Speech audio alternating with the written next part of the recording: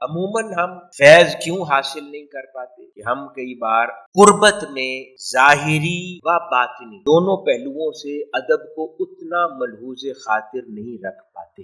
ادب ظاہری نہیں ہے فقط، باطن کا ادب بھی ہے، افکار کا ادب بھی ہے، اس بارگاہ کے حوالے سے وساوس کا نہ آنا بھی ادب ہے۔ جب ہم تمام پہلوؤں سے ادب کو کاملاً اپنی زندگی میں داخل نہیں کرتے تو وہ ذات اور شخصیت ہمارے لیے فیض رساں نہیں ہو پاتی۔ ظاہری قربت تو نصیب ہو جاتی، ظاہری شناخت بھی نصیب ہوتی ہے، پھر دین کی خدمت کرتے ہیں، تنظیم میں کام کرتے ہیں تو اللہ پاک اجر و ثواب بھی جمع کرتا چلا جاتا ہے۔ لیکن صحبت زیادہ بڑی تھی، اس کی صحبت میں رہ کے صرف مارجن پاس ہونا کوئی خاص کام نہیں تھا۔ وہ جتنی بڑی صحبت اللہ پاک نے دی تھی تو نمبر ویسے آنے چاہیے۔ یہ ایسے ہی ہے کہ آپ راکٹ سے سگریٹ جلائیں، بڑے راکٹ سے سگریٹ جلانے کا کام کریں یا چولہا جلا کے کھانا پکانے کا کام کریں، جبکہ اس میں توانائی اور انرجی ایسی ہو کہ وہ پورا شہر جلا سکتی ہے۔ آپ اس سے صرف چولہا جلا لیں اور کہیں چلو میرا چولہا جل گیا۔ اس لیے اتنی بڑی